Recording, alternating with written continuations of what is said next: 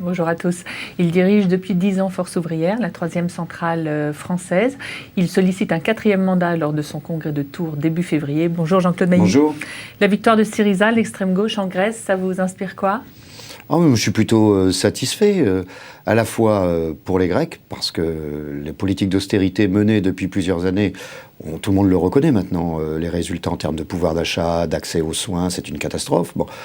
Maintenant, ça veut dire un coup de frais sur l'Europe d'une manière générale, et je pense que ça doit conduire à rediscuter, à un moment donné, des modalités de la construction européenne. Et ça peut changer quoi en France ? Quand on voit que tous les responsables politiques de gauche, en tout cas, s'en félicitent, y compris le Parti socialiste.